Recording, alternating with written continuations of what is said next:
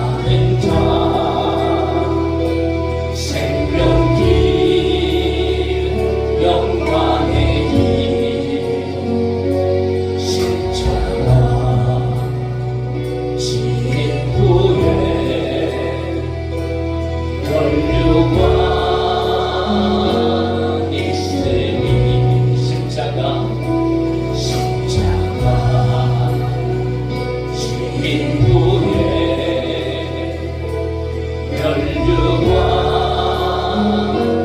있으니. 아멘.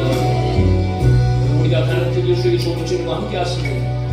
고난이 일할지라도 그 넘어 있는 영광을 바라보면서 저희는 날마다 찬송하고 기도하고 주님 안에서 승리할 줄로 믿습니다. 자, 믿음으로 성함에 이렇게 찬양하십니다.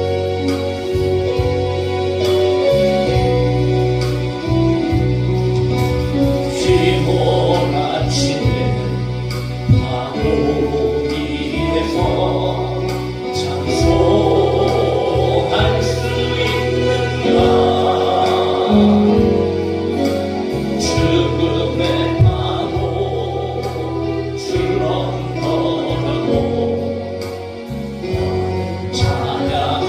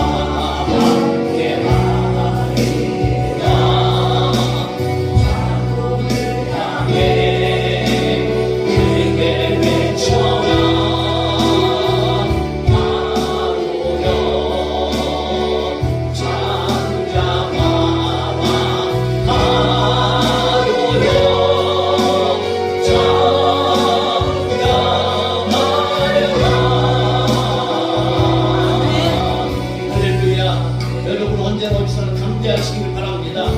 주님 우리에게 말씀하신 것이 이것을 너희에게 이름은 내 안에서 평안을 누리고 사랑을 누리고 승리를 누리게 하게 하리라고 말씀하십니다. 그러므로 우리는 주 안에서 담대해야 됩니다. 우리 함께 주님의 말씀을 기억하면서 계속해서 찬양합시다. 이것을 너희에게 이름은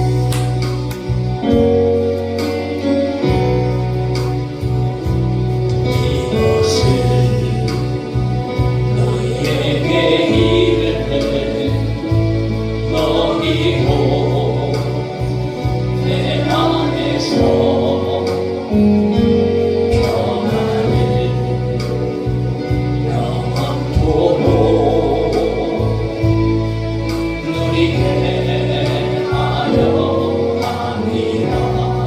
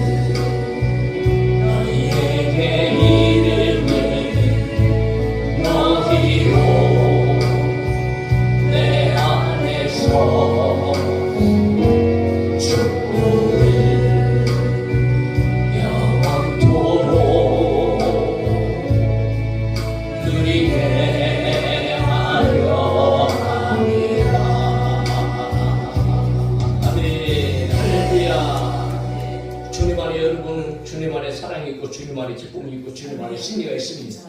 오직 주 예수 그리스도의 이름으로 저희들이 축복을 누리게 되어지는 줄 믿습니다.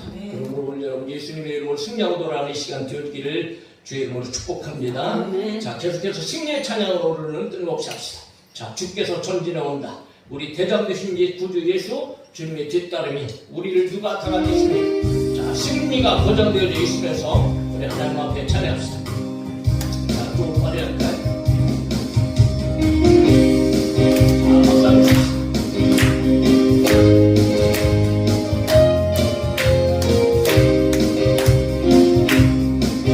주께서 전진해 온다.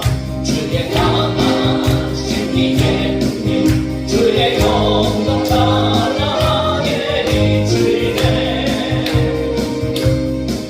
찬양하세 승리의 노래 주 찬양 승리의 찬양 누가 나갈 수 없나 주님의 군대. 주께서 전진해 온다.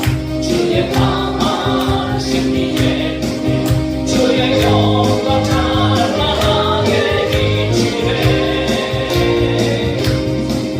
찬양하세 승리의 노래 주 찬양 승리의 찬양 누가 나갈 수 없나 주님의 군대. 우리 대장 되신 구주 예수 나 주님의 길 따르며 누가 나갈 수 없나 주님의 군대.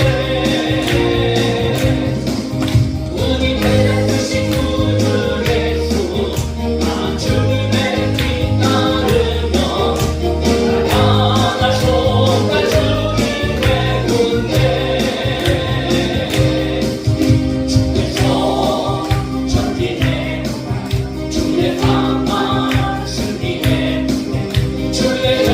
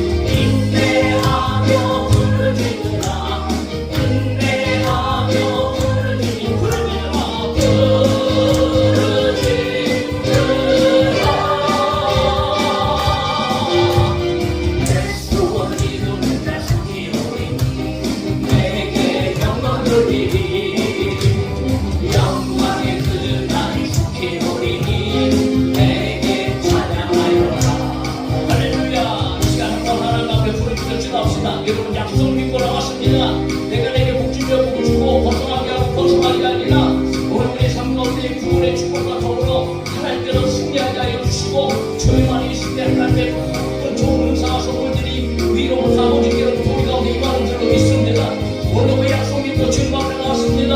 하나님, 오늘 우리가 힘들고 어렵고 피곤하고 연약한 상황이 있지만 그럼에도 불구하고 우리의 배가 멈춰지지 않냐고, 우리의 기도가 끊어지지 않냐고 오늘도 인내하며 부르짖게 하여 주셔서 이 밤에도 살아계신 하나님 경험하게 하시고 은혜 받고 응답 받고 치료받고 아버지 하나님 돌아갈 수 있도록 도와 주시옵소서 하고 우리 앞에 하나님 앞에 주님의 이름을 한번 우리 위해 박수 한번 높이 기도합시다. 주여 할렐루야. 살아계신 하나님 감사합니다.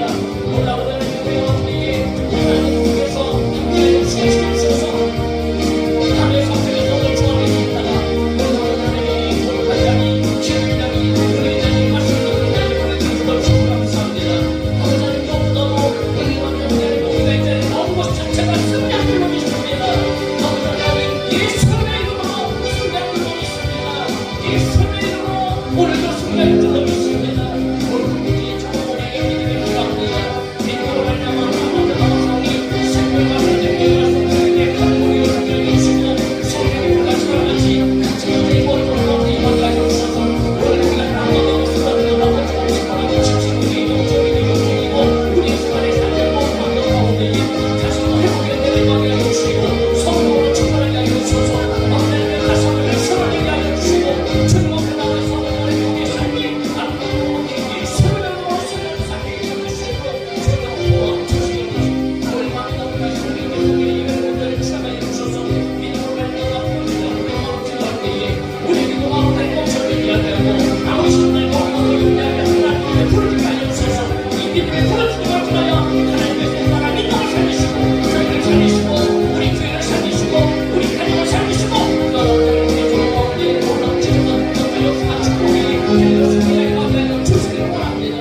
저희는 오늘 주의 믿음을 하여 주시고 이 믿음을 마음으로 부르짖고 돌아갈 때는 우리 마음 가운데 있는 모든 계시고 정말로 상고성이 하여 주시고 아버지 하나님의 나라의 은혜와 축복과 기쁨과 건강이 충만하게 하여 주시옵소서. 오늘 밤에 나오는 우리의 영광과 감사하게 주시는 역사들이 우리의 상고를 따라가고 우리는 계속 따라가고 우리 계속 따라가고 우리 인생 가운데 치유의 역사들이 따라가게 하여 하나님의 은혜를 받게 하여 주옵소서. 하나님의 은혜를 하나님의 정말 충만을 받고 아버지의 우리도 응답받고 경락을 하여 주시옵소서. 할렐루야. 성령 아버지 하나님의 말씀을 이 밤도 살아계신 하나님을 찬양합니다. 분명히 살아계셔서 오늘 우리들을 부르시고 우리들 가운데 함께 하시는 줄 믿습니다. 하나님 정말 생명의 말씀, 능력의 말씀을 듣기를 원합니다. 우리의 마음을 열어 주시옵소서.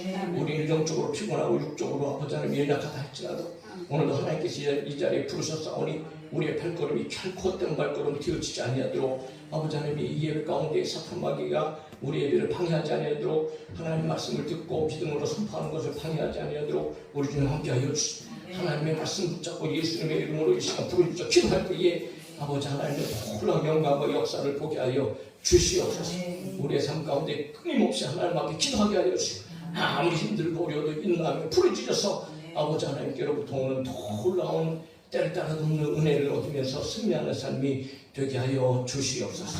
오늘도 마쳐지는 시간까지 오직 하나님의 영광만 나타나기를 원하며 거룩하신 예수님의 이름으로 기도하옵나이다. 아멘. 하나님 말씀 유다서 1장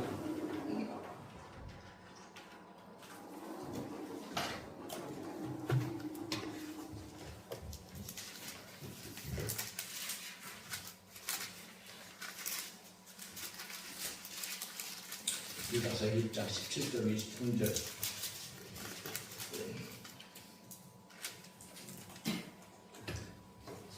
유다서 1장 17절 23절 자, 같이 한번 읽읍시다. 시작. 사랑하는 자들아 너희는 우리 주 예수 그리스도의 사도들이 미리 한 말을 기억하라. 그들이 너희에게 말하기를 마지막 때에 자기의 경건하지 않은 정욕들을 행하며 조롱하는 자들이 있으리라 하였나니 이 사람들은 분열을 일으키는 자며 위에 속한 자며 성령이 없는 자니라. 사랑하는 자들아 너희는 너희의 지극히 거룩한 믿음에 자신을 세우며 성령으로 기도하며 하나님의 사랑 안에서 자신을 굽히며 영생에 이르도록 우리 주 예수 그리스도의 긍휼을 기다리라. 어떤 의심하는 자들을 긍휼히 여기라. 또 어떤 자를 불에서 끌어내어 구원하라. 또 어떤 자를 그 육체로 더럽히고까지도 미워하되 두려움으로 그에게 이르라. 아멘. 자, 오늘은 유다서를 통해서 구원받은 신자들의 삶이라는 제목으로 함께 은혜를 받기를 원합니다. 자, 유다서의 저자는 그야말로 유다입니다. 1절에 여러분 유다서는 한 장으로 되어져 있잖아요. 한 장보다 짧은 장은 없죠. 1절에 얘기하기를 예수 그리스도의 종이요 야곱의 형제인 유다는 이렇게 얘기하고 있죠. 성경에 유다라는 인물이 참 많이 있는데 이 야곱의 형제. 그럼 야곱의 형제인 유다는 누구를 얘기하는가? 곧 여러분 예수님의 동생. 예수님의 동생이라는 거죠. 예수님은 마리아를 통해서 성령의 역사를 통해서 이 땅 가운데 태어나셨지만 그러나 육체적인 혈통 가운데에 또 예수님에게는 가족들이 있었고 동생들이 있었습니다. 성경을 보면 여러 사람들 이야기가 나오는데 마태복음 13장에 보니까 이는 그 목수의 아들이 아니냐, 그 어머니는 마리아, 그 형제들은 야고보도 있고 요셉도 있고 시몬도 있고 유다라 하지 않냐, 이런 동생들이 남동생들이 4명이나 있었다는 거죠. 더군다나 거기는 자매들도 있었어요. 동생들, 여자 동생들도 있었단 말이지. 그래서 마가복음 6장에 보면 이 사람이 마리아의 아들 유다가 아니냐, 야고보와 요셉과 유다와 시몬의 형제가 아니냐 하고 그 누이들이 우리와 함께 있지 아니하냐 하고 예수를 배척한지라, 이렇게 얘기하면서 예수님의 가족의 어떤 이런 상황들을 이제 성경에서 보게 되어지는데, 자, 그래서 야고보서의 저자 야고보도 역시 예수님의 동생이었고, 그리고 유다서의 저자 유다 역시 야고보의 형제이면서 예수님의 형제 동생이었다라는 거죠. 그런데 사실 이 야고보나 유다는 예수님의 동생이었지만 예수님을 처음부터 믿은 사람들이 아니었습니다. 이들은 예수님을 오히려 싫어하고 배척했던 형임에도 불구하고. 그래서 요한복음 7장에 보면 어떤 사건이 나오냐 하면 예수님을 조롱하는 듯이 명절이 다 되어졌어요. 명절이 다 되니까 예수님에게 아니 왜 여기 그냥 계셔서 숨어 계시는 것처럼 그렇게 계십니까? 당신이 하는 일을 많은 사람들이 다 볼 수 있도록 저 명절 올라가셔서 많은 사람들에게 좀 말씀하시고 나타내시고 능력을 행하시죠. 이런 틀을 얘기를 했단 말이에요. 자, 그런 상황 속에서 성경은 그들의 신앙을 이렇게 표현합니다. 요한복음 7장 5절에 이는 그 형제들까지도 예수를 믿지 아니하느니라. 그리고 심지어는 뭐 예수님께서 귀신이 들렸다, 무슨 뭐 바알세부를 힘입어 귀신을 쫓아낸다, 막 이런 소문이 퍼지니까요. 가족들하고 친족들이 예수님을 아예 붙잡으러 왔단 말이에요. 그래서 마가복음 33장 21절에 보면 예수님의 친족들이 듣고 그들을 붙들러 나오니 이는 그가 미쳤다 함이라. 그러니까 막 사람들이 소문이 그렇게 나니까 이거 뭐 예수님이 다니지 못하도록 그냥 꽁꽁 붙잡아 내도록 그렇게 친족들이 가족들이 그를 붙잡으려고 나왔다라는 거죠. 자, 이처럼 예수님의 동생 야고보, 특별히 유다 역시 예수님께서 살아계실 때는 여러분 그들은 예수님을 알지도 못했고 뭐 알 수도 없었겠죠. 한 뱃속에서 태어난 형인데 그 하나님이라 그러고 하나님의 아들이라 그러니 사실은 믿을 수 있는 일은 아니었습니다. 그런데 결정적으로 그들이 예수 그리스도를 믿게 된 계기가 있어요. 그것은 바로 부활의 사건이란 말이죠. 예수 그리스도께서 부활하시고 나서 고린도전서에 보면 500의 형제에게 일시에 보이시고 그 후에 야고보에게 보이셨다 이렇게 합니다. 그 후에 야고보에게, 그러니까 야고보를 직접 1대1로 예수님께서 동생 야고보에게 나타나십니다. 물론 의도가 있었겠죠. 자, 유다에게는 직접 나타나셨다는 기록은 없지만 500의 형제에게 나타날 때에 아마 유다도 목격했을 것이고, 무엇보다도 확실한 것은 자기의 형인 야고보가 예수님이 바로 인간이 아니고 부활하셨다, 하나님이시다라는 것을 목격했으니까 그 형제의 말을 들을 때 믿지 않을 수가 없었다는 거죠. 그러면 결국은 부활의 예수님을 그들은 만나게 되어졌고 예수님으로 말미암아 여러분 그들은 구원을 받게 되어졌다는 거예요. 그리고 예수님의 약속처럼 마가다락방에서 성령을 받을 때에도 분명히 성경에는 뭐라고 기록하고 있냐 하면 이렇게 기록합니다. 사도행전 1장 14절에 여자들과 예수의 어머니 마리아와 예수의 아우들과 더불어 마음을 같이 오로지 기도에 힘쓰니까. 그러니까 예수 그리스도께서 부활하시고 난 후에 예수님의 모든 가족이 예수님이 메시아신 줄 알고 구원자인 줄 알고 여러분 그분의 약속대로 많은 사람들과 함께 마가다락방에 모여서 오직 기도에 힘쓸 때에 성령께서 임하셨다는 거죠. 사랑하는 성도 여러분, 부활하신 예수님을 만나야 삽니다. 예수님 똑바로 안다려면요, 그냥 십자가에 죽으신 예수님 거기서 멈추면 안 되고 반드시 우리는 여러분 죽으면서 부활하신 예수 그리스도를 만나셔야 그래야 저와 여러분들의 삶이 변화되어지고 우리의 삶에 여러분 능력이 생기고 저와 여러분들이 여러분 죽음조차 두려워하지 아니하고 부활의 소망을 가지고 예수님의 뒤를 쫓아가게 되어질 줄 믿습니다. 자, 그럼 그렇게 부활의 예수님을 만난 야고보나 유다는 그 후에 여러분 이 예루살렘에서 이 믿음의 교회 안에서 얼마나 막 영적으로 지도자의 역할을 막 강력하게 그렇게 잘 감당했는지 모른단 말이죠. 대단한 변화가 그들의 삶 가운데 일어났고 그리고 이제는 예수 그리스도를 위하여 살아가는 사람들이 되어졌다라는 거예요. 그런데 그 유다가 오늘 자기를 얘기할 때에 자기는 예수 그리스도의 야고보의 형제지만 혈육 가운데는 야고보의 형제가 맞죠. 그러나 예수님에 대해서는 나는 그리스도의 종이다라고 얘기하고 있는 거죠. 무슨 의미할까? 인간적으로 생각할 때 여러분 또 한편으로는 혹 잘못하고 교만한 유다였다면 예수님이 형 아니에요. 그러니까 야고보의 형제라는 건 맞는 얘기인데 다른 사람들한테 자기를 소개할 때 나는 예수님의 형제다. 만약에 이렇게 소개를 했다면 그 위상이 어떻게 됐겠어요? 하다못해 일본 대통령이라 그래도 나는 대통령의 종이 아니고 난 대통령의 가족이다. 대통령의 아들이다 그러면 정치인들보다도 여러 사람들이 얼마나 관심을 가지고 그 앞에 빌붙어서 살려고 가져가세요. 여러분 방법들을 깨어서 비들이 여러분 가족들을 통해서 많이 나타나는 것 아니겠어요? 그만큼 자신을 높이고 드러내면 나는 예수님의 형제다라고 얼마든지 그럴 수 있었겠죠. 그러나 유다는 부활하신 예수님을 만나고 한 뱃속에서 어머니 뱃속에서 나왔지만 그분은 영원한 구세주이시고 하나님이시라.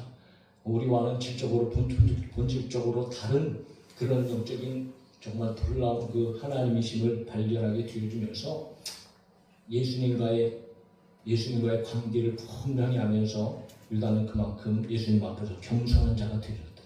겸손한 자. 오늘도 여러분 부활하신 예수님 만나고 저와 여러분들이 겸손한 자가 되어져야 할 줄 믿습니다.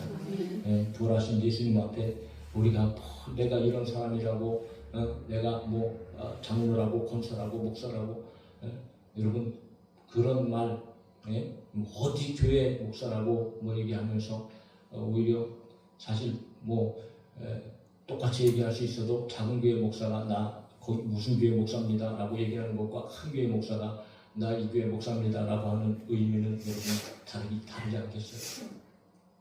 그러나 그런 것에 대해서 요구다는 어떤 직분을 가졌든지 우리는 바로 예수 그리스도의 종이다.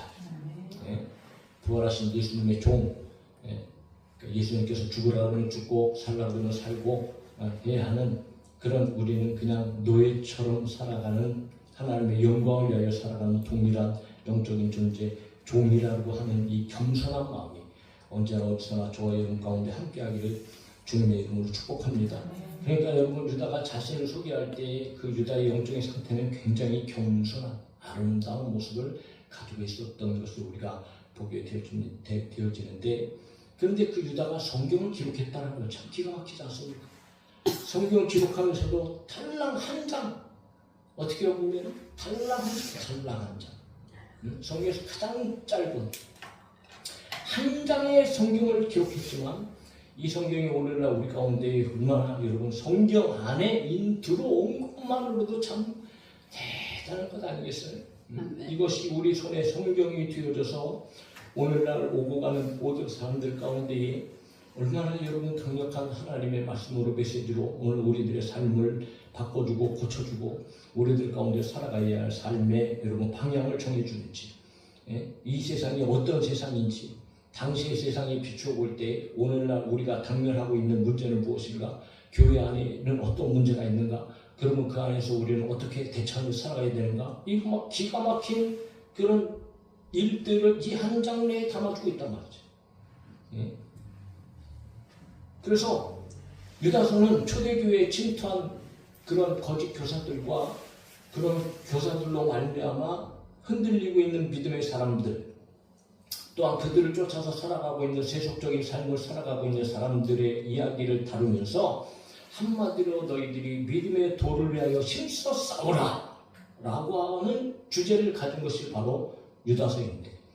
그 가운데 오늘 우리가 이제 본문의 말씀을 통하여서 정말 기독교인의 생활 방식은 어떻게 살아가야 되는가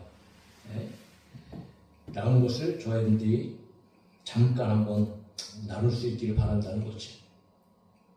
자, 먼저 한번 17절을 봅시다.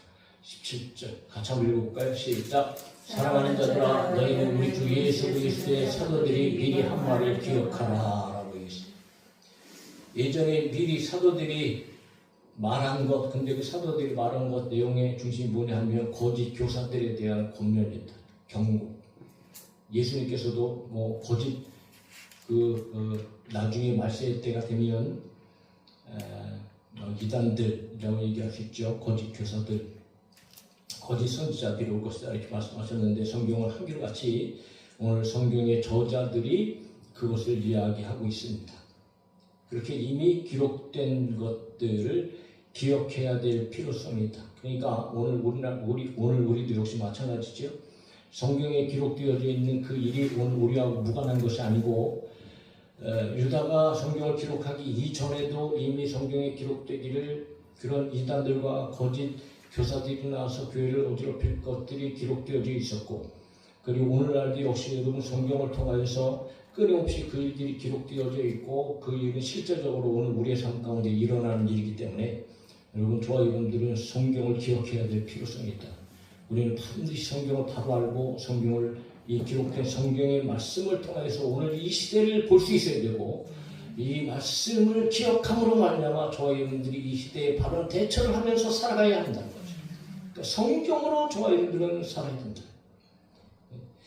그래서 거짓 교사들과 그들을 따르는 삶이 어떤 것인 것을 이제 18절에서 이야기하고 있는 것을 우리가 보게 되어집니다.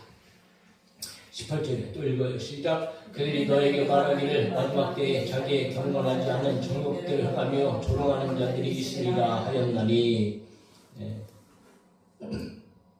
사도들이 미리 경고한 말씀, 베드로후서 3장 3절을 보면 베드로가 이미 그런 말을 했어요. 먼저 이것을 알지니 말세에 조롱하는 자들이 와서 자기의 정욕을 따라 행하며 조롱하는 일들이 있을 것이다. 그러면서 이 사람들이 하는 얘기는 그 후에 3장 4절에 보면 재림이 없다. 예수님 다시 오시지 않는다. 이렇게 여러분 얘기하는 사람들이 있을 것이다.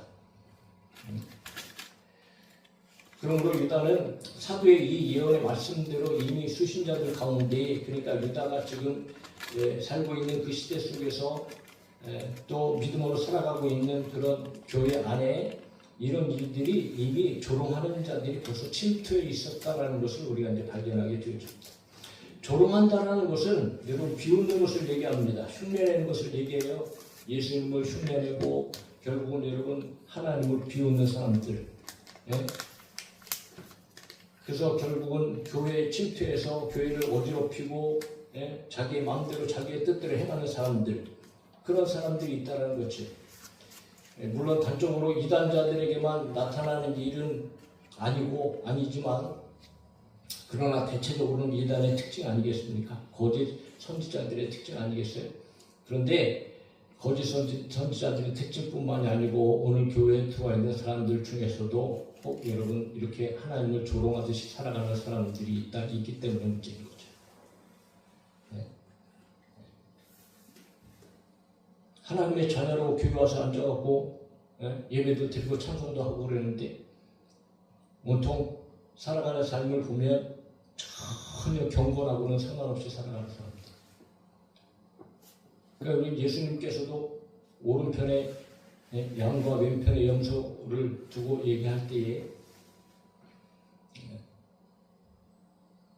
그 왼편의 염소들에게 여러분 너희들이 나보고 주여 주여라고 얘기했지만 그러나 나는 너희들을 모른다 그렇게 배척하시잖아요. 사실 그들은 왜 예수님께서 그렇게 말씀하시고 그렇게 심판을 받았을까요? 주여 주여라고 불렀지만 그러나 결국은 그들은 주님을 조롱하는 자들이었다. 주님의 뜻에 전혀 상관없이 자기들의 권세와 자기들의 유익과 자기들의 배를 채우기 위하여서 예수 그리스도의 이름을 사용하고 그렇게 살았던 사람들, 비록 능력을 행하고 주의 이름으로 여러 가지 일들을 행했지만 그것은 주님과 전혀 상관없는 일들이었다라고 말씀하시면서 나는 너희를 모른다 이렇게 말씀하시잖아요. 이렇게 살아가는 것이 여러분 오늘 하나님을 조롱하고 예수님을 조롱하는 삶이 아닐까요? 그래서 이 구체적으로 그렇다면 하나님을 조롱하고 예수님을 조롱하는 자들이 어떤 사람인가? 그걸 19절에서 계속해서 나열을 하고 있습니다. 이 사람들은 분열을 일으키는 자며 육에 속한 자며 성령이 없는 자니라. 분열을 일으킨다는 거죠. 분리하다는 거예요. 당시의 영지주의자들, 이단자들은 교회들이 안에 들어와 갖고 어떤 자기들의 일반 신자들보다 자기들의 어떤 우월성, 그러니까 사실도 아닌데 그냥 자기들이 영적인 사람이라고 이렇게 지켜 세우면서 직접 경험했는지 경험하지 못했는지도 알 수 없는 그런 경험들을 이야기해가면서 그런 경험이 없는 일반 성도들은 세속적이고 자기들은 영적인 사람이라고 얘기하면서 교회를 분열시켰던 사람들. 여러분 교회 안에 들어와서 우리가 교회 안에서 해야 할 일은 무엇입니까? 어찌됐든 교회는 하나 예수 그리스도의 머리로서 하나 된 몸인데 교회를 하나로 묶기 위해서 교회가 하나가 되기 위해서 오늘 모든 믿음의 사람들은요 힘쓰고 애쓰고 그렇게 해야 되는 거 아닙니까? 그럼에도 불구하고 교회에 들어와서 교회에 싸움을 일으키고 분열을 일으킨다는 것은 이것은 여러분 예수 그리스도의 몸을 찢고 예수 그리스도의 공동체를 흩어버리는 것 아니겠어요? 그런 사람이 어떻게 여러분 예수를 믿는 사람이라고 얘기할 수 있겠습니까? 그 오히려 어떤 사람에게는 그것이 고통이 되어지고 슬픔이 되어지고 그것 때문에 또 실족하여서 여러분 예수를 떠나는 사람들도 생기고 가지각색의 어떤 교회의 안 좋은 모습이나 폐단이 올 수밖에 없는 거죠. 그런데 바울은 여러분 이렇게 불화하거나 당짓는 이런 일들을 모두 육적인 일들로 얘기하면서 이거는 확실하게 무엇보다 죄다. 이렇게 죄를 짓는 교회를 어지럽히고 교회를 분열시키는 자들에게는 구원이 없다라고 아주 단호하게 바울이 이야기하고 있는 것을 우리가 성경을 통해서 보게 되어진다는 거죠. 그런데 오늘 이단자들과 이단에 속해서 있는 자들은 이렇게 교회의 분열을 일으키는 자예요. 그러므로 그들은 여러분 육에 속한 자다. 오직 육적인 것만을 위하여서 그러니까 육에 속했으니까 그들에게 당연히 성령은 없지요. 하나님과 전혀 관계가 없고 단지 육적인 일, 세상적인 생활의 영위를 위해서 살아가는 사람들. 그럼에도 불구하고 자신들이 영적인 사람이라고 그렇게 여러분 우겨대면서 주장하고 있는. 실제로는 성령도 받지 못하고 구원도 받지 못한 사람임에도 불구하고 오히려 비그리스도인임에도 불구하고 여러분 완전히 그냥 가모니서를 통해서 양의 탈을 쓴 그런 이리처럼 교묘하게 교회 안에 들어와 갖고 말이지 하나님을 조롱하듯 그렇게 교회를 분열시키는 사람들. 어떻게 그런 사람들이 하나님을 기쁘시게 할 수 있습니까? 결국 하나님 앞에 심판당할 일만 남게 되어지는 거죠. 오늘 저와 여러분들은 결코 이런 자들이 되어져서는 안 되고 그런 것에 영향을 받아서도 안 되고 저와 여러분들은 오직 하나님께서 기뻐하시는 하나님께서 원하시는 진짜 믿음의 사람들로서 하나님의 자녀로서 구원받은 자로서 합당한 삶을 반드시 살아내야 된다. 자, 그래서 여러분 두 번째로 유다가 구원받은 자들의 삶에 대해서 이제 20절부터 간단하게 이야기한 것은 우리가 보게 되어지는데, 자, 마지막 때에 구원의 요청을 받은 신자들로서의 마땅한 삶이 어떠한 것인가? 20절입니다. 같이 봅시다. 시작. 사랑하는 자들아, 너희는 너의 지극히 거룩한 믿음 위에 자신을 세우며 성령으로 기도하라. 라고 말씀하십니다. 자, 먼저 지극히 거룩한 믿음 위에 자신을 세우라. 그러니까 자신을 건축하되 오직 믿음 위에 자신을 건축하라, 이런 말씀인 거죠. 왜 믿음이 거룩한 것인가? 거룩한 것, 믿음은 우리에게서 나온 것이 아닙니다. 믿음의 내용 자체도 여러분 세상에 있는 것이 아니에요. 하나님께서 주신 십자가의 복음입니다. 그리고 그 복음을 믿음에 있어서 그 믿음 자체도 우리에게서 나온 것이 아니에요. 그것은 하나님의 선물입니다. 그러므로 여러분 믿음 자체는 지극히 거룩한 것이다. 그러니까 내가 지금 믿었다는 것은요, 이 믿음이 얼마나 정말 대단한 하나님의 은혜이고 거룩한 것인가 라는 것을 저희들은 분명히 알 필요가 있고, 그러므로 여러분 이 지극히 거룩한 이 믿음 위에 저와 여러분들은 삶을 살아가야 된다는 거죠. 우리의 신앙을 세워가야 된다는 거예요. 더 나아가서 이것은 여러분 계속적으로 세워져 나가는, 그러니까 성숙해져 가야 함을 오늘 유다는 얘기하고 있다. 천국 가는 그날까지 교회 성도들은 끊임없이 자라가야 돼요. 우리의 비록 육의 사람, 겉사람은 날 가지고 후퇴하지만 우리 안에 있는 속사람은 여러분 날마다 새로워져요. 더 주님을 닮아가야 돼. 그리고 닮아가는데 믿음 위에 저희들이 힘쓰고 믿음의 바탕 위에서 우리의 삶을 그렇게 살아가야 하는 그런 책임이 오늘 믿음의 사람들에게 있단 말이죠. 사랑하는 성도 여러분, 저희들이 오직 예수로 충만하고 예수 위에서 우리의 삶이 세워져 가고 성숙해져 가기를, 점점 더 예수님을 닮아가고 점점 더 세상을 닮아가고 마귀를 닮아가서는 절대로 안 됩니다. 우리의 오직 닮아갈 분은, 우리의 복음은 오직 예수다. 예수에 충만할 때까지 에베소에서 말씀하신 것처럼 우리가 다 하나님의 아들을 아르고가 믿는 일을 하나가 되어 온전한 사람을 이루어 그리스도의 장성한 분량에 이르기까지 우리가 자라야 된다. 이것이 교회의 최종 목표で, 이 세상에서 거룩하고 영화의 단계에 다다르게 되어지는 우리가 살아가야 할 삶의 방향인 거죠. 또한 여러분 성령으로 기도하라고 얘기해요. 성령으로 기도하라. 성령 안에서 성령의 도우심으로, 오늘 9절에서 분명히 얘기하죠. 그들은 성령이 없는 자. 그러니까 이것과는 대조가 되어지죠. 그러니까 이들은 여러분 기도하지도 않았어. 근데 여러분 성령이 있는 자는 성령의 도우심으로 우리가 뭐 할 수 있어요? 기도할 수 있다는 거죠. 그러니까 우리가 기도한다는 것은요, 오늘 여러분 내 힘으로 되는 것도 아니고 오직 성령의 인도하심 가운데 성령께서 역사하셔. 성령께서 함께 하셔야 저희들 기도 생활이 가능하다. 그럼 우리들은 성령을 의지하면서 성령 안에서 기도에 힘쓰는 성도들이 되어줘야 된다는 거죠. 왜 기도가 그렇게 필요합니까? 여러분 기도가 하나님과의 교통하는 것 아니겠어요? 하나님과 교통하기 위해서 성령 없이 우리가 어떻게 하나님과의 교통이 이루어집니까? 성령이 함께 하심으로 말미암아 저희들 하나님과 교통하기 위해서 기도하는 거죠. 그러므로 기도는 뭐 타 종교에서 이야기하는 것 같이 명상도 아니고요, 뭐 어떤 주문을 외우거나 경문을 외우는 일도 아니다.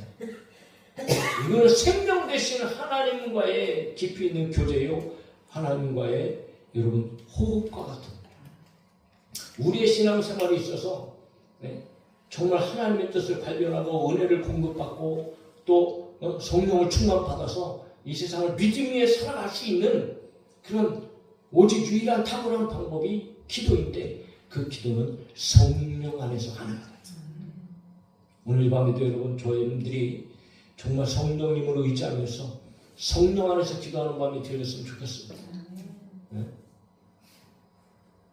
그러므로 여러분 기도할 때도 그렇게 기도해야 됩니다. 성령님, 하나님께서 원하시는 기도, 성령의 인도하심 가운데 하는 기도가 되게 하여 주옵소서. 성령 안에서 성령의 인도함을 받아 기도하는 우리가 되기를 바랍니다. 21절에 계속 볼까요? 또 읽읍시다. 시작. 하나님의 사랑 안에서 자신을 지키며 영생에 이르도록 우리 주 예수 그리스도의 긍휼을 기다리라. 하나님의 사랑 안에서 자신을 지키라. 자신을 지키는 방법은 하나님을 사랑하는 길밖에 없다. 그러니까 자신을 지키되 하나님의 사랑 안에서 지킬 것을 권면하는데, 자신을 지키려면, 나를 지키려면 하나님을 사랑해야 된다. 하나님의 사랑 안에 거해야 나를 비로소 지킬 수 있다는 거예요. 그러니까 하나님과의 관계죠. 하나님과의 적극적인 관계를 맺으면서 하나님의 사랑 안에 우리는 머물러 거해야 된다는 거지. 그러니까 우리를 사랑하신 그 사랑 안에 거할 때에, 그 사랑 안에 있을 때에 저희는 비로소 우리의 삶을 지키고 나 자신을 지켜낼 수 있다는 거예요. 그래서 예수님께서도 요한복음 15장 9절을 보면 너희가 내 안에, 이런 말도 하지만 15장 9절에서 너희가 내 사랑 안에 거하라. 그러니까 예수님의 사랑이 어떤 사랑인지, 하나님의 사랑이 어떤 사랑인지 우리가 정말 철저하게 깨닫고 깨닫은 그 은혜에 의하여서 그 깊으신 하나님의 사랑 안에 푹 빠져 살면, 그러면 저희들은 우리의 삶을 넉넉하게 지켜나갈 수 있다. 그러므로 여러분, 하나님 사랑 안에서 거함으로 말미암아 우리의 삶을 지켜나가야 된다. 그리고 더 나아가서 영생에 이르도록 주 예수 그리스도로 긍휼을 기다리라. 영원한 생명에 이르기까지 주의 재림의 때를 소망하면서 살아라. 날마다 저희들은 또 기억해야 됩니다. 같은 얘기가 반복되는 것 같지만 순간순간 우리의 삶을 돌이켜보면 매일 살아가면서 여러분, 주님 오실 날을 기다리지 못하고 이 세상 일 갖고 아둥바둥대면서 여러분 그냥 고민하고 걱정하며 살아갈 때가 우리 가운데 얼마나 많습니까? 그러나 우리 앞에는 영생이 있고 그 영생을 받기 위해서 예수님은 다시 오신다는 말씀. 그러면 여러분, 그때를 우리는 기다리면서 살아요. 예수님의 재림의 때 아니겠습니까? 그때를 소망하면서 기다려야 하는 것이 오늘 믿음의 사람들의 삶이라는 거죠. 그러므로 그날의 소망이 있기 때문에 저와 여러분들은 우리 앞에 당한 모든 믿음의 경주를 잘 감당하면서 힘들고 어려워도 참게 되어주고 견디게 되어주고, 여러분, 우리가 그렇게 믿음의 삶을 넉넉하게 살아갈 수 있다는 겁니다. 네. 그것이 바로 우리에게 주시는 우리 예수 그리스도의 긍휼이지요. 종말론적인 소망을 가지고 주 예수 그리스도의 긍휼을 통하여서 우리는 그분의 오심을 기다리는 거예요. 그러므로 오늘 유다서 역시 여러분, 이렇게 상황을 보니까, 내용들을 보니까 바울이 이야기한 것처럼 오늘 믿음의 사람들에게 있어서 기독교의 주요 덕목이, 이게 핵심이 되어지고 있어요. 바로 뭐를 얘기합니까? 믿음과 사랑과 소망입니다. 성경의 모든 사람들이, 성경 기자들이 오늘 그 당시의 고통과 어려움 가운데 있는 자들에 대해서 여러 가지를 얘기하지만, 그러나 그 모든 믿음의 삶 가운데 뼈대, 그거는 끊임없이 이야기하고 있단 말이에요. 끊임없이. 오늘 우리의 삶 가운데도 마찬가지입니다. 여러분, 이 기본적인 이 뼈대가 잘 세워져 있어야, 그래야 여러분, 저와 여러분들이 그것에 의하여서 나머지 삶도 우리가 승리하며 살아가게 되어주는 줄로 믿습니다. 자, 그러면서 여러분, 유다가 하는 중요한 또 말이 있습니다. 여전히 연약한 사람들은 그러면 어떻게 할 것인가? 이단의 어떤 이런 가르침에 따라 살아가는 사람들도 있을 뿐더러 교회 안에 있는 연약하고 아직까지 우리 주에 믿지 않는 사람들은 어떻게 우리가 대할 것인가? 그래서 여러분, 22절에 얘기합니다. 어떤 의심하는 자들을 긍휼히 여겨라. 그러니까 22절부터 23절에 보면 미혹된 성도들, 주님과 관계없는 사람들 세 부류로 나누어서 유다가 얘기를 하고 있는데, 그 중에 첫 번째 사람이 의심하는 자들입니다. 의심하는 자들. 여전히 믿음이 연약한 사람들이죠. 정말 예수님이 계시는 걸까? 예수님 믿으면 구원받을까? 교회에 나와서 예배를 드리면서도 여러분, 그런 사람들이 교회 안에 여러분 많이 있잖아요. 지금 우리 교회도 있잖아요. 우리 교회도. 어디를 가든지 교회 안에 그런 사람이 없는 사람이 없어요. 물론 이단자들에 의해서 그렇게 되어졌다기보다는 여전히 교회에 나와서 앉아있고 설교를 듣고 예배를 드리는 많은 사람들 중에 여전히 이렇게 믿음이 연약해서 의심을 가지고 확신을 가지지 못하는 사람들이 있다라는 거예요. 그렇게 여러분 확신을 가지지 못하는 사람들이 얼마나 버틸 수 있을까요? 쉽지 않죠. 그러니까 여러분 그 사람들은 교회 나서 예배 드리는 것이 처음에는 처음에는 이렇게 할 수 있었지만 이게 오면 올수록 참 괴로운 일이 될 수 있고 그렇잖아요. 복음을 특히 들어도 이게 믿어지지 않고 의심이 되고 그런 마음으로 계속 여러분 설교를 듣는다면 이게 뭐 설교 듣는 시간이 뭐 나중에는 여러분 행복하겠어요? 힘들고 어렵겠죠. 그런 사람들이 여전히 의심을 가지고 있는 사람들이 교회 안에 있다는 거죠. 그러면 그런 사람들에 대해서 우리는 어떻게 할 것인가? 그래서 그들을 유다는 뭐라고 얘기해요? 의심하는 자들을 긍휼히 여기라는 거예요. 불쌍히 여기라는 거죠. 다시 말해서 여러분 그들의 영혼을 위해서 우리는 끊임없이 기도해야 되고 그들이 바른 신앙을 가질 수 있도록 우리는 도와야 되고 힘써야 되고 애써야 된다는 거죠. 그런데 오히려 그렇게 연약한 자들을 세워주고 연약한 자들의 신앙을 위해서 우리들이 기도하고 섬기고 하는 것보다는 오히려 믿으려고 온 사람까지 여러분 어떤 사람들은 쫓아내는 그런 일을 벌이고 있잖아요. 그러니 주님의 마음이 어떻겠습니까? 오늘 저희들은 혹 교회 안에 있는 이렇게 믿음이 연약한 자들을 어찌하든지 그들의 영혼이 구원받기 위해서 우리는 힘써야 되고 기도해야 되고 불쌍히 여기고 긍휼히 여기는 성도들이 되어져야 할 줄로 믿습니다. 또 두 불의 사람이 나타납니다. 23절을 보면 또 어떤 자를 불에서 끌어내어 구원하라 또 얘기하십니다. 불에서 끌어내어 구원하라. 불은 지옥입니다. 지옥. 그러니까 여기서 지옥에 이미 떨어진 사람들 얘기하는 것보다는 지금 아직 살아있는데 지옥으로 이제 발걸음을 가고 있는 사람, 지옥 불속에 떨어지기 직전에 있는 사람들, 그냥 내버려두면 불속에 떨어질 수밖에 없는 그런 사람들, 뭐 믿음에 약한 사람들 포함해서 여전히 우리 주에는 이런 사람들이 있지 않겠습니까? 혹 이단이나 미혹된 자들을 통해서 미혹됨으로 말미암아 복음에서 떠난 사람들, 이런 사람들도 우리 주위에 있지 않겠어요? 참 쉽지는 않지만 그러나 여러분 그렇게 지옥으로 달려가고 있는 사람들을 저와 여러분들은 구원해낼 수 있도록, 그러니까 한마디로 얘기해서 그렇게 지옥에 지금 가고 있는 지옥을 향해서 달려가고 있는 사람들을 구원해내는 사람들은 오직 믿음의 사람들밖에 없다. 우리에게 주어진 일인 거죠. 그럼 우리는 죽어져가고 있는 영혼들을 위해서 힘을 다하고 노력하면서 그들을 사랑하면서 그들을 구원해낼 수 있도록 천하보다도 한 귀한 생명을 구원해낼 수 있도록 저와 여러분들을 힘쓰고 애쓰는 사람들이 되어줘야 된다. 그러면서 또 세 번째는 얘기하죠. 그 육체로 더럽힌 옷까지도 미워하되 두려움으로 긍휼히 여기라. 그러니까 여러분 미혹에 빠지거나 아니면 멸망 위기에 처한 자들을 긍휼히 여겨야 되죠. 긍휼히. 그러나 그들을 긍휼히 여기지만 그들의 죄에 대해서만큼은 조금도 동정심도 보이지 말고 오히려 그 죄를 미워하고 혐오하라는 거예요. 우리말에 그런 얘기 있잖아요. 죄는 미워하되 죄인은 미워하지 말라. 그러니까 그들이 육체로 더럽힌 옷까지라도 그들의 사소한 어떤 죄에 대한 행동까지라도 분명히 우리는 미워해야 돼.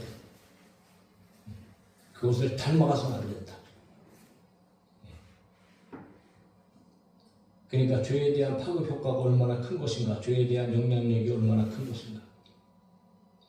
그런데 그것을 미워하지도 않고 그들과 함께 동행하며 살다 보니 여러분 그들의 삶이 우리의 삶 가운데 그냥 이렇게 아주 자연스럽게 젖어 들어오게 되었지는 그런 삶을 또 우리는 살아갈 수도 있는 것을 조심해야 된다.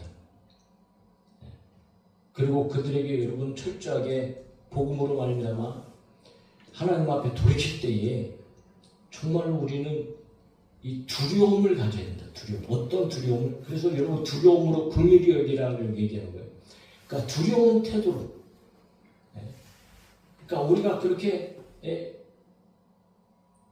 복음을 전하는 과정 속에서 오히려 그들에게 상처가 되지 않도록 그들의 마음에 어떤 이런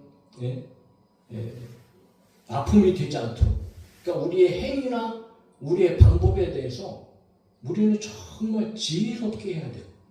굉장히 조심스럽게. 어쩌다 막 그 복음을 전하려 하기 위해서 막 그들의 치부나 상처를 막 드러내면서 오히려 막 수치스럽게 하고 뭐 그렇게 할 때가 혹 우리 가운데 없지 않아 또 일어날 수 있다는 거죠. 그러므로 우리는 여러분 정죄하면서 비판하면서 물론 죄는 미워해야 되지만 주일날도 우리가 들었지만 비판하고 정죄하면서 여러분 그들에게 그렇게 대해서는 안 된단 말이죠.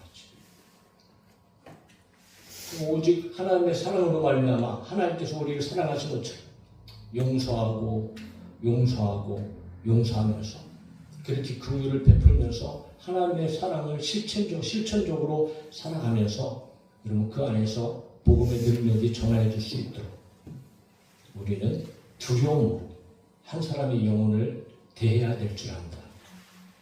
그것이 바로 이 유다가 지금 가르치고 있는 당시의 성도들이 교회 안에 있는 그런 잘못된 가르침 속에서 허덕이고 죽어가고 있는 영혼들에 대한 진짜 믿음을 가진 사람들의 태도, 삶이라는 것을 오늘 우리 가운데에 이제 가르쳐주고 있는 것을 우리가 보게 되어집니다. 자, 오늘 우리는 끊임없이 하나님의 말씀, 성경을 대하면서 오늘 우리에게 주시는 주님의 음성을 들어야 되고 그 음성 가운데에 정말 우리의 삶이 어떠한 삶을 살아야 되는가, 오늘 연약한 자들, 또 믿지 않는 자들에 대한 태도, 그리고 교회 안에서 우리는 어떠한 삶을 이 시대 가운데 살아가야 되는가라고 하는 이런 깊은 이야기를 오늘 짧은 이 본문을 통해서 유다가 오늘 우리 가운데 주시는 음성으로 우리가 들으면서 무엇보다도 정말 저희들이 한 영혼을 위하여서 힘쓰고 애쓰면서 또 이 시대에 살아가는 저희들이 오직 믿음으로, 사랑으로, 소망으로 그렇게 저희들을 믿음을 지켜내면서 우리가 승리하면서 살아가야 할 줄로 믿습니다.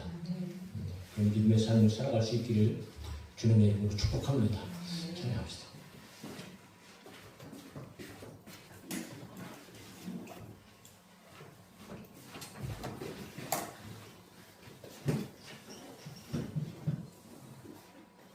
자, 오셔서 진리의 성령님 우리 한번 찬양합니다.